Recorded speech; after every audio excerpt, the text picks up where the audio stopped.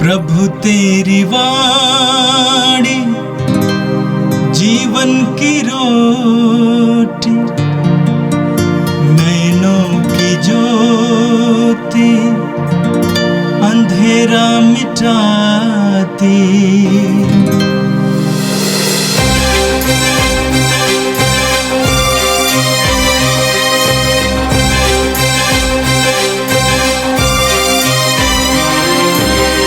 प्रभु तेरी वाणी जीवन की रोटी, नैनों की ज्योति अंधेरा मिटाती।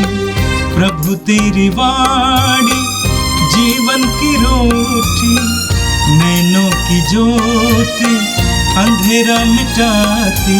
वाणी वाणी वाणी वाणी वाणी पवित्र है, शाश्वत है, जीवन का मन्ना है। 22 मई बृहस्पतिवार।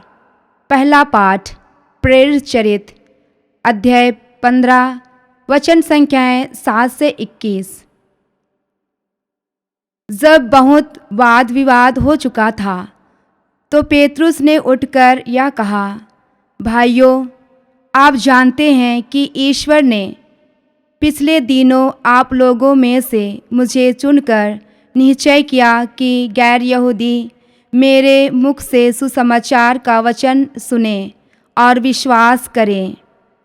ईश्वर मनुष्य का हृदय जानता है। उसने उन लोगों को हमारे ही समान पवित्र आत्मा प्रदान किया।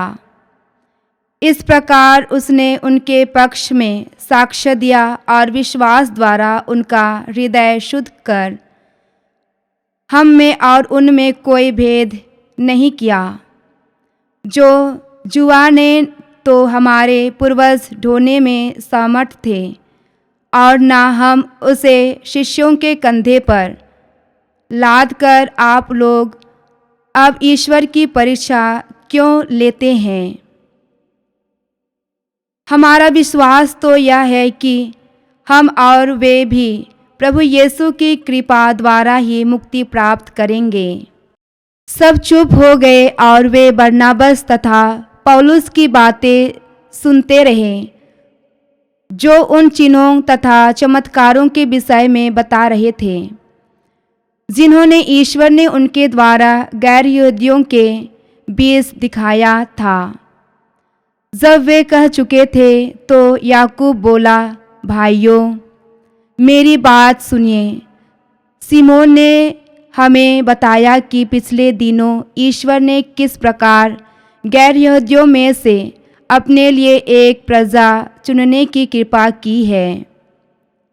यह नबियों की शिक्षा के अनुसार ही है, क्योंकि लिखा है, इसके बाद मैं लौटकर दाऊद का गिरा हुआ घर फिर ऊपर उठाऊंगा। मैं उसके खंडहरों का पुनर्निर्माण करूंगा और उसे फिर खड़ा करूंगा, जिसे मानव जाति, अन्य लोग अर्थात सभी राष्ट्र जिन्होंने अपनाया है, प्रभु की खोज में लगे रहें। जो ये कार्य संपन्न करता और प्राचीन काल से जानता है, वही प्रभु यह कहता है। इसलिए मेरा विचार यह है कि जो गैर यहूदी ईश्वर की ओर अभिमुख होते हैं, उन पर अनावश्यक भार ना डाला जाए, बल्कि पत्र लिखकर उन्हें आदेश दिया जाए कि वे देवताओं पर चढ़ाए हुए मांस से, व्यभिचार से, गला घोटे हुए पशुओं के मांस से और रक्त से परहेज करें, क्योंकि प्राचीन काल से नगर नगर में मूसा के प्रचारक विद्यमान हैं और उनके संहिता प्रत्येक विश्राम दिवस को सभागृहों में पढ़कर सुनाई जाती है। यह प्रभु की वाणी है। संत योगन के अनुसार पवित्र सुसमाचार अध्याय 15 पद संख्या 9 से 11 तक। यीशु ने अपने शिष्यों से ये कहा, जिस प्रकार पिता ने मुझे प्यार किया है उसी प्रकार मैंने भी तुम लोगों को प्यार किया है, तुम मेरे प्रेम में दृढ़ बने रहो। यदि तुम मेरी आज्ञाओं का पालन करोगे तो मेरे प्रेम में दृढ़ बने रहोगे।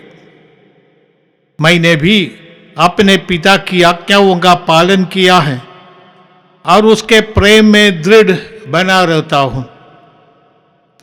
मैंने तुम लोगों से ये बातें कही हैं जिससे तुम मेरे आनंद के भागी बनो और तुम्हारा आनंद परिपूर्ण हो। ये प्रभु का दिव्य सुसमाचार है। ख्रीस्त प्रभु की जय। प्यारे भाई और बहनों, इन दिनों हम प्रेरितों के चरित्र से पाठ सुन रहे हैं। अब विशेष करके अंत्योक्या में जो मतभेद हुआ और उसका संदर्भ में अंत्योक्या के विश्वासी और पौलुस और बरनबास एक कमीशन भेजते हैं, डेलीगेशन भेजते हैं जेरूसलम। इसके बारे में हमने कल सुना था। और वहां पर महासभा हुई। यीशु के पुनरुत्थान के बाद, पंतकुस्ता के बाद पेतरुस और साथी जेरूसलम में सुसमाचार की घोषणा करते रहे और बहुत यहूदी अब फरीसी विश्वास में आए थे, प्रभु का शिष्य बन गए थे। उनके जीवन में असली परिवर्तन हुआ था। फिर भी उनमें से कुछ लोग ऐसे थे जो अपनी परंपराओं के प्रति आस्था रखते थे। यहूदी परंपरा उनमें एक एक खतना करना, दूसरा है कि किसी प्रकार की जो देवी देवताओं से जुड़े बातों से अलग रहना। अब ये लोग सोचते थे कि ईश्वर की जो आज्ञा है, जो कर्मकांड है यहूदियों का, उसको करते रहना, क्योंकि मूसा के द्वारा दिया गया था। ऐसे कुछ लोग, जैसे हम लोग जुडाइसर बोलते हैं, यहूदीकरण करने वाले, ऐसे लोग जेरूसलम से अंत्योक्या गया था। अंत्योक्या में अधिकांश विश्वासी गैर यहूदी संप्रदाय से आए हैं। अब पौलुस और उनके साथी बरनबास इन लोगों को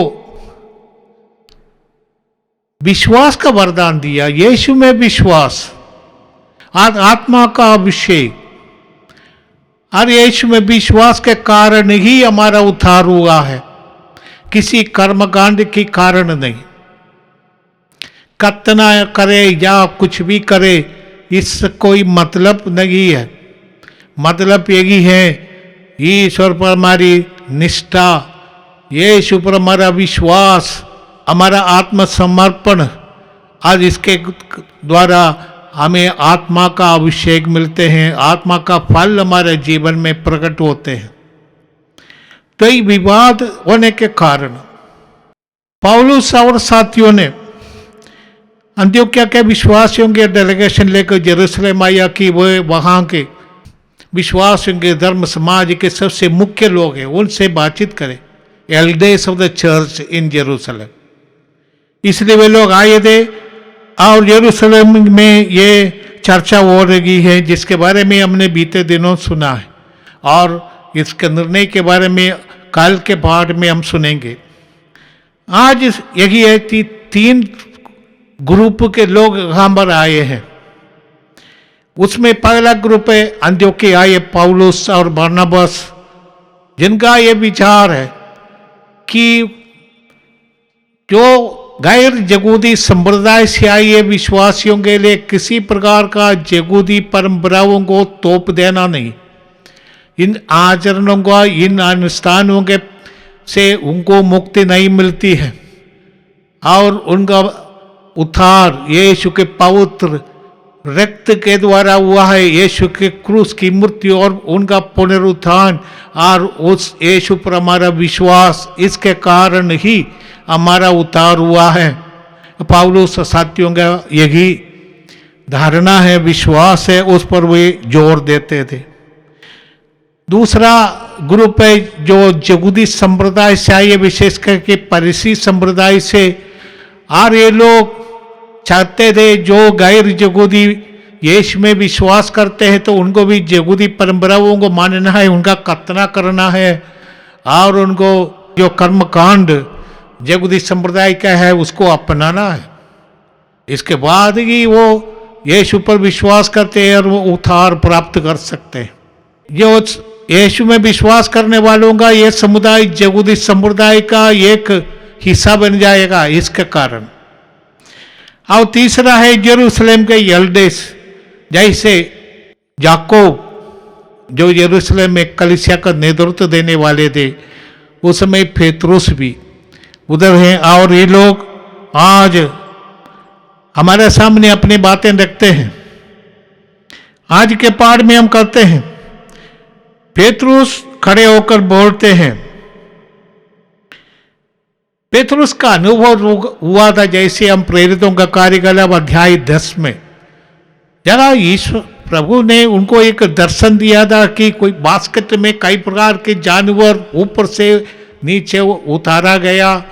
आप पेतरुस को बहुत भूख लगा था, वो प्रार्थना करते वक्त उनका ये दृश्य मिला था और उनसे कहा गया उठो और जाओ मारो खाओ। पेतरुस ने कहा कोई अपवित्र चीज मैंने अभी तक खाया नहीं। तो उनको ये आवाज सुनाई दिया, ईश्वर ने जिन्हें पवित्र किया है उसको तुम क्यों अपवित्र मानते हो। ये दृश्य वो 3 बार दोहराया गया। पेतरुस को मालूम नहीं इसका क्या अर्थ है और ऐसे सोचते रह गए। तब उनके लिए कुरनेलियुस नामक शतपति ने अपने सिपाहियों को उनके पास भेजा था। कहा उन्हें भी एक दर्शन मिला है कि जोप्पा में पेतरुस नामक एक प्रभु भक्त रहते हैं और उनको बुलाओ और तुम्हें मार्गदर्शन करेगा। ये बात सुनकर पेतरुस चले जाते हैं। वहां पर एक गैर यहूदी कुरनेलियुस रोम का शतपति है और उनके घर में जाने से यहूदी संप्रदाय के अनुसार पेतरुस भ्रष्ट हो जाता है। परंतु अंदर गए थे और प्रार्थना करते वक्त पवित्र आत्मा का अभिषेक वो पूरा परिवार को मिला, वहां पर इकट्ठे हुए लोगों को मिला। अब पेतरुस ने मान लिया ईश्वर किसी भी जाति धर्म व्यक्ति से को अलग अलग नहीं देखता है, किसी को विशेष फेवरेट नहीं मानते हैं, सबों को समान दृष्टि से देखते हैं। और ये विश्वास करने वाले सभी लोगों को, चाहे वो यहूदी हो गैर यहूदी हो, सबों को आत्मा का अभिषेक मिला। पेतरुस से आंख खुल गया। इसलिए पेतरुस आज कहते हैं, भाइयों आप लोगों में से मुझे चुनकर निश्चय किया कि गैर यहूदी मेरे मुख से सुसमाचार का वचन सुने और विश्वास करे। ईश्वर मनुष्य का हृदय जानता है, उसने उन लोगों को हमारे ही समान पवित्र आत्मा प्रदान किया। यहूदियों को जैसे मिला वैसे ही गैर यहूदी विश्वासियों को आत्मा का अभिषेक मिला, प्रदान से भर दिया। इसलिए इस प्रकार उसने उनके पक्ष में साक्ष्य दिया। आप विश्वास के द्वारा हृदय शुद्ध कर, हम में उनमें कोई भेद नहीं है। अब इतना ही नहीं, पेतरुस ने यीशु का ये पवित्र वचन उनकी दोहराया, थके मन ये बहुत चीज से दबे हुए लोगों सब मेरे पास आओ। पेतरुस कहते जो हुआ न तो हमारे पूर्वज रोने में समर्थ दे और न हम उसे शिष्यों के कंधों पर लाद कर आप लोग अब ईश्वर की परीक्षा क्यों लेते हैं। गलातियों के नाम पत्र में पौलुस इन बातों को दोहराते हैं। अध्याय 5 पद संख्या 1 में पौलुस कहते हैं, मुझे आश्चर्य होता है कि जिसने आप लोगों को मसीह के अनुग्रह द्वारा बुलाया और उसे आप इतना शीघ्र त्याग कर एक दूसरे सुसमाचार की अनुयायी बन जाते हैं। पौलुस ने सुसमाचार सुनाया, कृपा का सुसमाचार, ईश्वर का प्रेम का सुसमाचार। अभी आप लोगों के बीच कोई कथनक वाला सुसमाचार सुनाए जाते हैं। पौलुस इससे बहुत नाराज हो जाते थे। तो आदि कलीसिया में ये बात पर जोर दा कि आम कतना से नहीं, कर्मकांड से नहीं, कृपा से शुद्ध किए जाते हैं।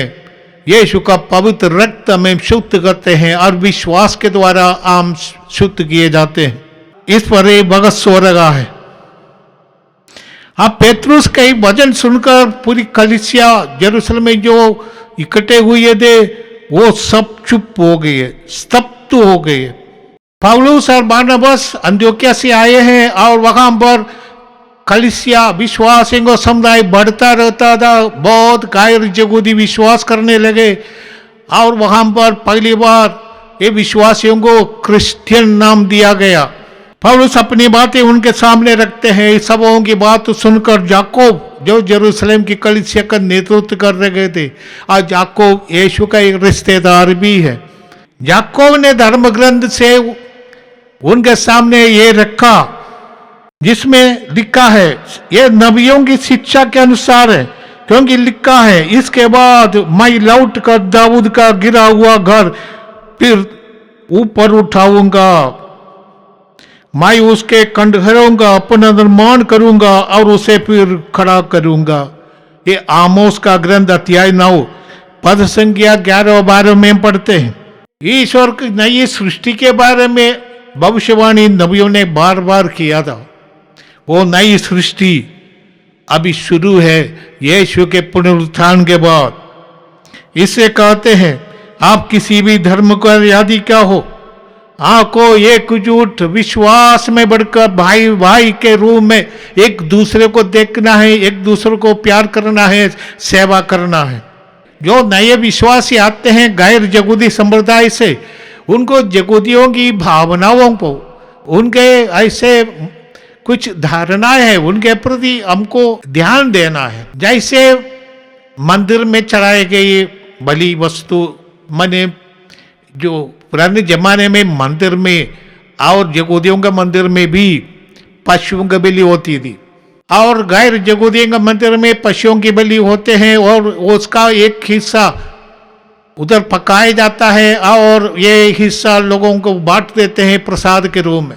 वहां पर एक बांटा गया ये प्रसाद क्या विश्वासी खा सकते हैं? नहीं।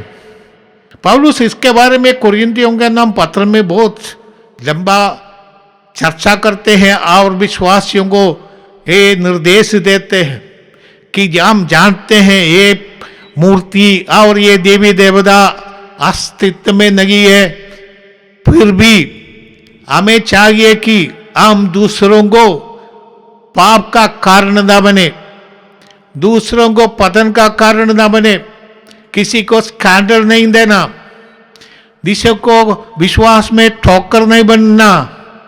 इसीलिए अच्छा होगा कि आप ऐसा प्रसाद ना लें, क्योंकि आप जानते हैं इस प्रसाद में कोई दम नहीं है, परंतु आपका भाई जो विश्वासी है वो सोचते हैं अरे आप इन देवी मूर्तियों की पूजा में लगे। इसलिए पौलुस कुरिन्थियों के नाम विश्वासियों को निर्देशन देते हैं कि आप ऐसी ऐसी चीजों से अपने को अलग रखें, संयम रखें। यरूशलेम का ये विश्वासियों के पगला ये मगा सभा है। इस मगा सभा में कुछ निर्णय किया गया, उनमें से एक यही है, वे देव मूर्तियों पर चढ़ाए हुए मांस से, बेविचार से, गला घोटे हुए पशुओं के मांस और रक्त से परहेज करे। ये यहूदियों की भावनाओं को ठोकर नहीं करना, उनको दुख नहीं देना, अपने को संयम रखो, क्योंकि ये यहूदी इन बातों पर बहुत ही जोर देते थे और इसलिए आपको अपने को संयम में रखना है। ऐसी बातें जो 4 बातें इधर कहा गए, एक है देव मूर्तियों पर चढ़ाई गए मांस माने प्रसाद इत्यादि। बेविचार, पुराने जमाने में कुछ मंदिरों में ऐसा भी बेविचार की प्रथा, देवी के साथ अपनी मित्रता दिखाने के लिए वेश्या के साथ वो बेविचार करने वाले लोग थे। इतना ही नहीं कि जो पति पत्नी का रिश्ता पवित्र है, इसके बीच कोई दूसरा व्यक्ति नहीं आने का। इसलिए आदि कलिसिया में यह आदेश दिया था, बेविचार से परहेज और गला गोटे पशुओं का मांस क्यों कि जगूदी पशुओं को गला काट कर उनका खून पूरा भगाकर खाते थे। और ये लोग सोचते हैं कि गला खोट कर जो पशु मारे जाते हैं उनका मांस अपवित्र है, इसलिए आप लोग जगूदियों के समाज में रहते हुए ऐसे नहीं करना। दूसरा है रक्त से परहेज, क्योंकि यहूदी रक्त को जीवन मानते थे, तो पशुओं का रक्त वो किसी भी प्रकार उनका भोजन का हिस्सा नहीं बनता है। पौलुस बाद में कहिए आपका शरीर पवित्र आत्मा का मंदिर है, इसलिए हमारा शरीर बेविचार के लिए नहीं, पाप के लिए नहीं, शरीर को किसी प्रकार का पाप का कारण नहीं बनाना, पाप का साधन नहीं। में जो वो दारू पीता है वो अपने शरीर को अपवित्र करता है, जो बेविचार करता है अपने शरीर को अपवित्र करता है। और जो हम लोग रहते नशा, ये तो शरीर को बर्बाद कर देने वाला है, ये मंदिर को बर्बाद करने वाला है। इसीलिए कहते ऐसे चीजों से आप अपने को अलग रखें। आज के सुसमाचार में प्रभु यीशु उनसे कहते हैं, जिस प्रकार पिता ने मुझे प्यार किया उसी प्रकार मैंने भी तुम लोगों को प्यार किया है, तुम मेरे प्रेम में दृढ़ बने रहो। जो उनका सुसमाचार अध्याय 15 में प्रभु यीशु ऐसे विश्वास का मर्म, यीशु के साथ हमारे रिश्ता का मर्म समझाते हैं। दूसरा भी है, यहूदी इस्राएल को ईश्वर का दाखलता मानते हैं। अब प्रभु कहते मैं सच्ची दाखलता हूं, प्रभु ही वो ही है ईश्वर का दाखलता। और प्रभु कई बार उनसे कहा था, जैसे हम सुनते हैं अध्याय 15 पद संख्या 4 में प्रभु ने कहा, जिस तरह दाखलता में रगे बिना डाली स्वयं नहीं पलती, उसी तरह मुझ में रगे बिना तुम भी नहीं पल सकते। यीशु से जुड़े बिना हम न तो पवित्रता में बढ़ेंगे, न हम ईश्वरीय कृपा का पात्र बनेंगे, न हम अच्छे कार्य कर सकते हैं। इसलिए प्रभु ने अपने शिष्यों से कहा, जिस तरह मैंने पिता को प्यार किया और उनके प्यार में लगते हैं, इस प्यार के कारण ही वे हमारे लिए क्रूस पर मरने के लिए तैयार हो गए। जहां प्यार है वहां पर त्याग भी है। जो असली में किसी को प्यार करते हैं उनके लिए बहुत त्याग देने के लिए तैयार है। हम देखते हैं कुछ माता पिता अपने बच्चों के लिए इतना त्याग कर सकते हैं। अब विशेष करके जो बच्चे किसी न किसी प्रकार का कमी से जन्म, जो मानसिक रूप से वो शारीरिक रूप से, माता पिता उनको इतना प्यार से देखभाल करते हैं। तो ये प्यार की बात है। त्याग तभी होता है जहां प्यार है। ईश्वर ने पुत्र ने हमें इतना प्यार किया, जैसे गलतियों के नाम पत्र में पौलुस लिखते हैं, अध्याय 2 पद संख्या 20 में हम पढ़ते हैं, से मुझे प्यार किया, ईश्वर के पुत्र ने मुझे प्यार किया और मेरे लिए अपने को अर्पित कर दिया। यही है प्यार। और यीशु कहते हैं तुम मेरे प्यार में बने रहो, जिस तरह मैं अपने पिता के प्यार में लगे हैं। और यदि तुम मेरी आज्ञाओं का पालन करोगे तो मेरे प्रेम में दृढ़ बने रहोगे। हम ईश्वर को प्यार करने का अर्थ, ईश्वर की आज्ञाओं को हम पालन करेंगे, उसके अनुसार जिएंगे। यीशु ने अंतिम वैल्यू के अवसर पर शिष्यों को 2-3 आज्ञाएं दी है। सबसे पहले में तुम एक दूसरे को प्यार करो जैसे मैंने तुम्हें प्यार किया है। और आगे कहा था, इससे बड़ा प्रेम किसी का भी नहीं है, कोई अपने मित्रों के लिए अपना प्राण अर्पित कर दे। और यीशु ने अपना प्राण हमारे लिए अर्पित किया। प्रेम का चिन्ह होता है। अब प्रभु ने कहा मुझ में लगे रहो, मैं दाखलता हूं, तुम डालिया हो।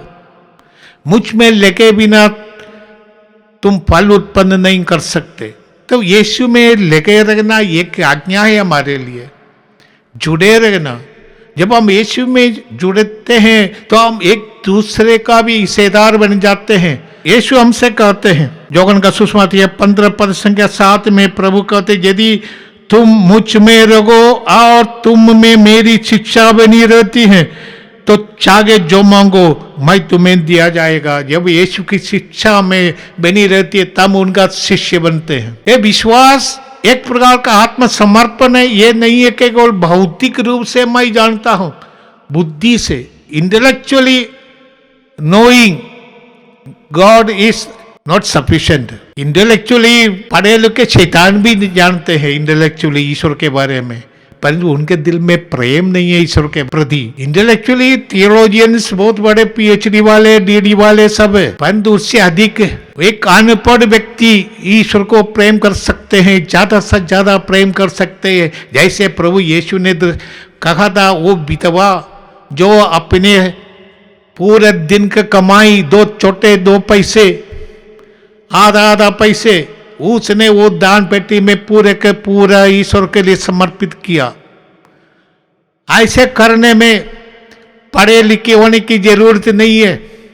जिनके हृदय में ईश्वर के प्रति प्रेम है, भाइयों के प्रति प्रेम है, गरीबों के प्रति प्रेम है, वो त्याग देने के लिए तैयार है। प्रभु यीशु हमसे यही चाहते हैं, क्योंकि हम यदि ईश्वर के प्रतिरूप के रूप में रहना चाहते हैं तो हमें यीशु के समान बनना। पौलुस बार बार कहते हैं, यीशु आप में प्रकट हो जाए, आप यीशु का रूप धारण करें, यीशु का रूप आप में निर्मित हो जाए।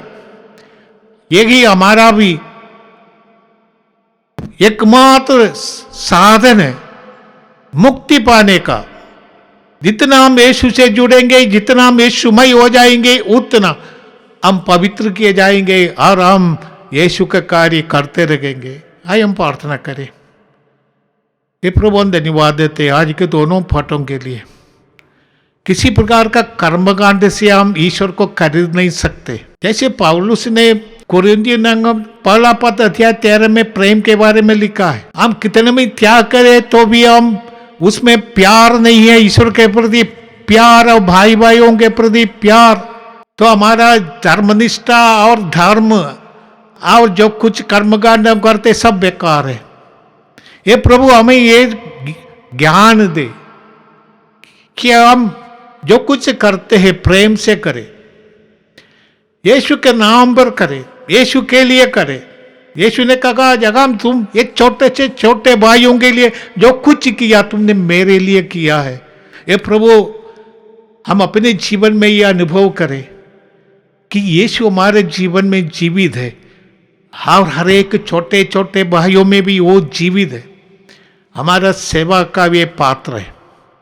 हे प्रभु, अर्पण बोध से हम आगे बढ़ते जाए, विश्वास में हम दृढ़ होते रहे, ये प्रार्थना हम करते हैं हमारे प्रभु क्रिस्त के द्वारा, आमीन। प्रभु तेरी वाणी जीवन की रोटी, नैनों की ज्योति अंधेरा मिटाती, वाणी वाणी वाणी वाणी वाणी